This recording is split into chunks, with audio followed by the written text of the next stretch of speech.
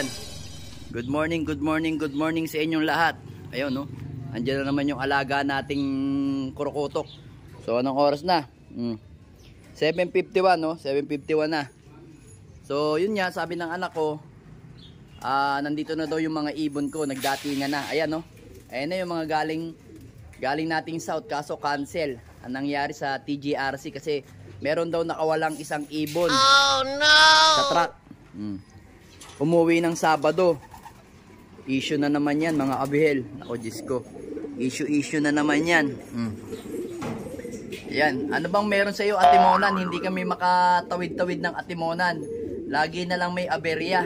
Diyos ko. Kasi kahapon, ng siguro mga bandang hapon na ata o paggabi na, ang nangyari, may nag-send daw na may nakauwing isang ibon na nakalaban sa pan race pero walang sticker. Yun ang nangyari.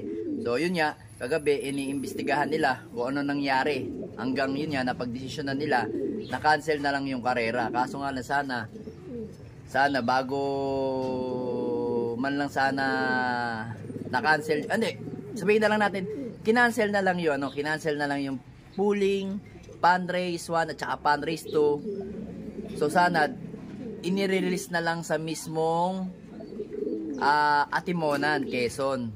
O kaya medyo mas mababa ng konti sa Atimonan para naman yung mga ibon hindi sayang yung conditioning. Oh. Ayan, oh. Ito pagod na pagod pa. Oh. Mukhang kararating-rating lang nito. Sakto kasi pagdating ko, sabi ng anak ko meron na daw ibon. Ayan, oh, yung dalo. Ewan ko nga kung saan pinakawalan eh. Kasi ngayon pa lang ako magbubukas sa GC pero based dun sa kaninang umaga, bago ako umalis dito mga alas 4 ng umaga, ang nangyari, nabasa ko sa GC, possible pakawalan sa Mexico. Yun. Yan, Mexico, Pampanga. Sabi ko, aray ko, ang bitaw south, biglang binitawan sa Mexico. Hindi ko rin ng sigurado. Basta, ayun lang alam ko. Dito pinakawalan sa part ng Pampanga yung mga ibon natin. So, yun talaga. Wala tayong magagawa. Ganun ang nangyari sa atin, na-cancel. So, move on na lang tayo. Abangan na lang natin yung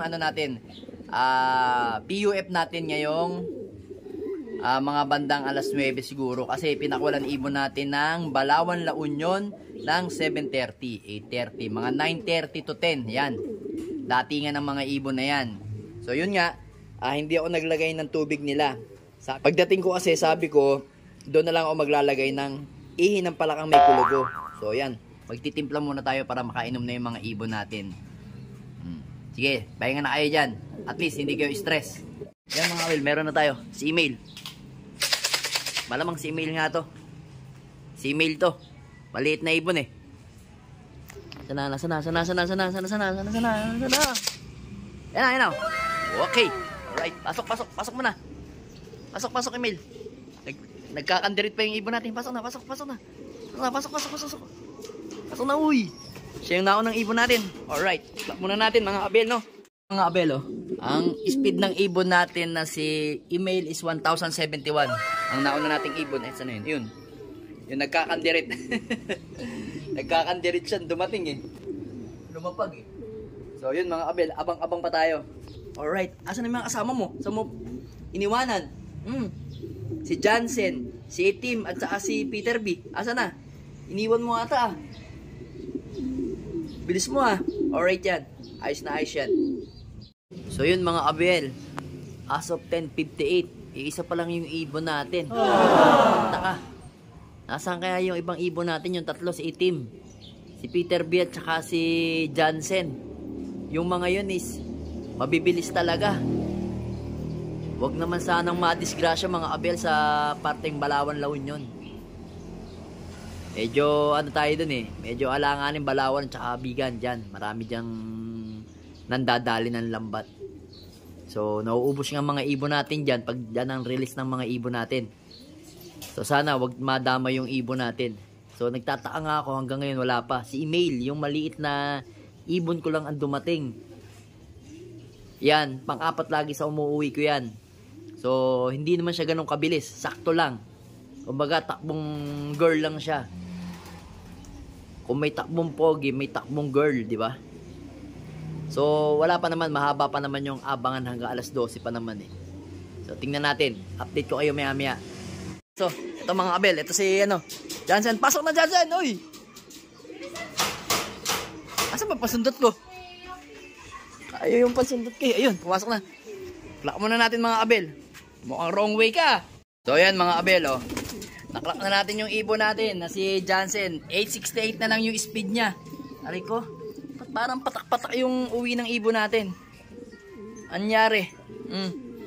Asa na si Peter B at saka si Tim. Sila yung mabibilis umuwi, sila yung wala. Anyari. To, nagpapahinga na, oh. Parang hindi man lang lumipad, oh. Nagpapahinga na. Oh, yan. Asa na si Peter B? Tsaka si Tim. Yan. Nangyari sa inyo. Oh, puti pa to. Naka-relax na. O ikaw, mag-relax ka na rin. Tingnan, kunin natin to. Dito makaangat kasi nakainom eh. Pagpapahingin natin sa kanyang teritoryo. Yan.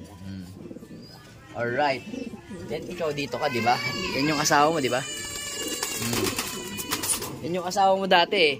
Nung wala tong brown eh. Tanggalin natin yung brown. Ito yung brown, no? Hindi naman niya ano yan eh, teritoryo eh. Yan, no, naka-sticker pa yung mga naka-suit natin, kaso yun nga lang. Hindi nakalaban, na-cancel pala sila, hindi nakalaban. Hindi pala sila na-i-clock kasi cancel yung clocking natin ngayon sa south. Pero okay lang. Sayang yung kondisyon ng mga ibon natin. Yun mga kabel, kinalulungkot ko. Hindi na dumating si Peter B at si Itim. So, based dun sa clocking natin sa PUF, 2.4 lang yung nag-clock. Tapos ang total entry namin is 3.6. Almost nawawala is 1.2. 1.2 na ibon ang nawawala mga kabel. So, yun yung iniisip ko pa. Baka nako, Diyos ko. Sana hindi nadali ng nadali ng lambatan. Kasi sa parte kasing La Union talaga, napakarami talagang lambatan doon. Talaga since dati no nag-i-start pa lang kami ng AFPC, BFRC doon, talagang napakarami na. Ang daming nauubos na ibon doon. So ngayon, ini-expect ko nga, in-entry pa naman natin mga kabel si Peter B ng ng 5L 300, KO 200, 500 KO. Aray ko, na 1,000 rin tayo. Then, in-entry pa rin natin siya ng Cybet, 100 tsaka 150. So hindi nga siya sinuwerte. Yun ang iniisip ko eh mga kabel. Ganun talaga, part of the ration. Hindi pwede natin sabihin idadahilan natin na nalambot yung ibon natin dahil hindi umuwi. Kasi meron naman tayong umuwing dalawa. Ayan si Johnson. Ito 800 plus na lang speed nito eh. Hindi ko masyado tanda, basta nasa 800. Then ito naman si Email, nasa 1071 ang speed. Napakaganda pa rin ang speed nito. Hindi to bumababa ng 1,000. So, napansin ko nga rin mga kabel, mas maganda talaga, consistent ang ibon mo ng lipad. Ito kasi lipad girl eh. Yun, lipad pogi eh. Mas maganda lipad pogi lang ibon mo. Kasi napansin ko kasi pagka mga medyo malapit pa at yung ibon mo rekta talagang mabilis, sigurado unang-unang lumulusot sa yun. Unang-unang lumulusot sa lambatan.